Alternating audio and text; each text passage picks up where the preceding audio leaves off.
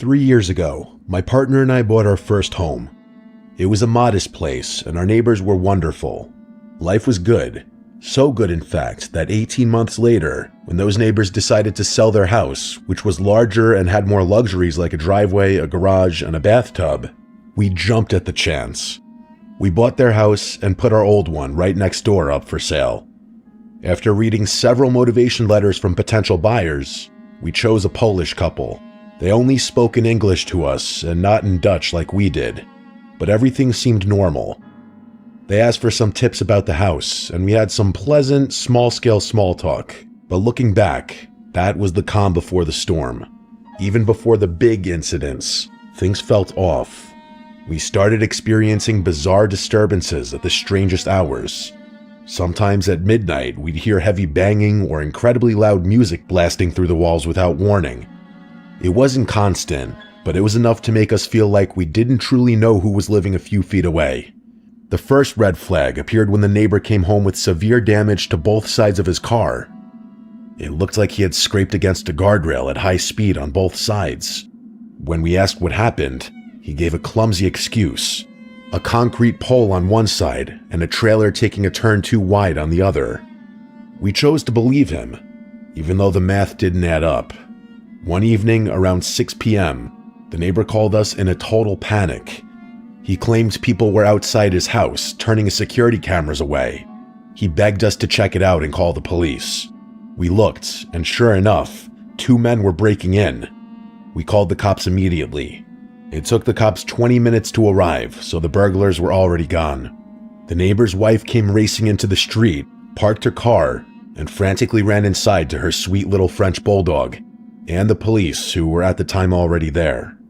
When I was walking my dog curiously, I saw the husband park his car 3 streets away and walk to the scene, as if he was hiding the vehicle from the police. But that thought didn't occur to me at the moment. Later, when we checked the doorbell footage, we saw the burglars standing there before the break-in, calmly discussing which house to target in Polish. Nothing was stolen, no one was caught. I told the police it felt like a setup, but I never heard back. A week later, I was at a housewarming party when my partner texted me, "The music next door is insanely loud again." A few minutes later, he called me, and his tone changed to pure terror. The neighbor's car had just come tearing through our front garden and slammed into the neighbor's own front door. 2 men were frantically loading the car with high-end electronics, like flat-screen TVs, professional speakers, and other expensive gear. They looked like the same men from the week before. This time, the police were a lot quicker. They arrived in exactly 7 minutes. The officers intercepted the men while they were still loading the car. When asked for ID, the men claimed they didn't have any. Then things got surreal. The man behind the wheel looked the officer in the eye and claimed to be my neighbor using my neighbor's actual name. But there was a catch. In the 9 months that they lived next to us, my neighbor had never spoken a single word of Dutch. This man, however, spoke fluent Dutch with a thick Polish accent.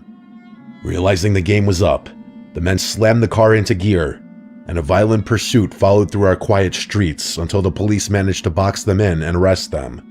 But my partner could still hear movement inside our neighbor's house. The police went back in and dragged out a 3rd suspect. As we were inside our own home with an officer to report the damage to our property, the doorbell rang. We turned around, and there he was, the actual neighbor. He was unrecognizable. His face was a swollen, bloody mess.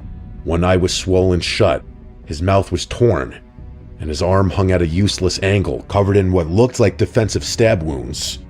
He looked feral, aggressive, and broken. The police officer tried to intervene, but the neighbor flat out refused to file a report or cooperate. Since the victim wouldn't speak, the officer had no choice but to send him back to his house. Later that night, the neighbor rang our bell again. He was trembling. He confessed that he cheated on his wife, and he claimed that she had sent people to take him out. He begged to sleep at our house. Terrified and wanting no part of this underworld drama, we refused. My partner offered to drive him to the hospital instead. We dropped him off at 10:30 p.m., telling him we were staying elsewhere for the night because we no longer felt safe. But we didn't stay elsewhere. We went home, locked every door, and tried to breathe. At around 1 a.m., our dog started growling. A specific low growl he only uses when someone's at the door. We checked the doorbell camera, and there he was. The neighbor was back from the hospital, standing on our porch, ringing the doorbell multiple times. We sat in the dark, watching the screen in silence. Then, after what felt like an eternity, a car turned onto the street.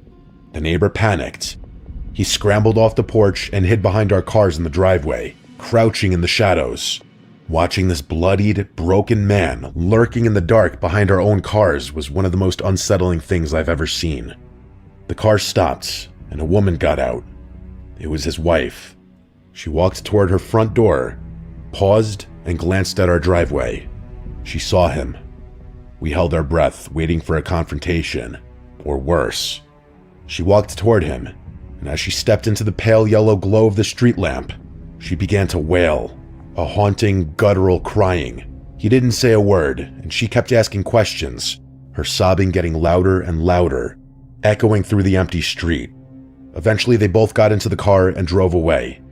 We didn't see them for 3 days. We didn't even know where their dog was. The wife eventually returned alone. She found the dog inside, and she told us she doesn't think she'll ever see her husband again.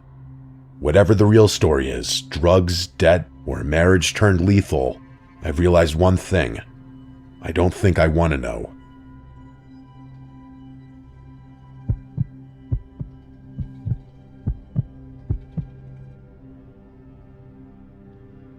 This all started back in 2017 when I moved into a new house in the suburbs of Montreal, Canada, with my parents and little sister. Before I get into the juicy part of the story, I need to explain a few details about my room and its placement in the house for everything to make sense from my point of view. The house we moved into is a split-level home, meaning it has staggered floor levels connected by short flights of stairs. My room was neither on the main floor nor in the basement. It sat exactly in between the two, at ground level. One wall shared space with the garage, and the opposite side had a large window that looked out into the backyard. At the time, that window had plastic vertical blinds with several missing panels, so even when they were fully closed, I could still see outside through the gaps. On the garage side of my room was my closet, which had large sliding mirror doors. This meant that when I was in bed, no matter which side I faced, I could always see my window reflected back at me. I started noticing things about a year after we moved in, when I was 15. I remember watching YouTube videos on my tablet late at night since I had trouble falling asleep. One night, I heard something outside my window. I had left it open because it was really hot and we hadn't invested in an AC unit yet, so I relied on whatever breeze I could get. After hearing what sounded like footsteps or shuffling, I quickly paused my video and put the tablet down. The noise stopped along with the video, which made me think it had just been part of what I was watching, or maybe my imagination. I resumed the video and heard it again. I looked to my left toward the window, but didn't see anything. So I eventually fell asleep. For a few nights, nothing happened. But then one night, a couple nights later, during my usual late-night YouTube and show watching routine, I heard the shuffling again. I paused what I was watching and listened, this time longer than before. I swear I could hear breathing now, too. I glanced at my window, but again, there was nothing. I convinced myself it was just my mind playing tricks on me, and turned to face my closet instead. As I picked my tablet back up to resume the video, I saw something move at my window through one of the gaps in the blinds, reflected in the mirror. A chill ran down my spine. I got up immediately and went to wake up my parents, deciding it was better to be safe than sorry. I told them what I had seen and heard, and even though my dad clearly doubted me, he went outside to check the backyard. A few minutes later, he came back saying he had checked every corner and didn't see anything. He told me that if someone had been there, he would have heard them come in through the squeaky gate, or he at least would have heard them leave. He also checked the Ring camera, which showed no one walking around the house toward the backyard.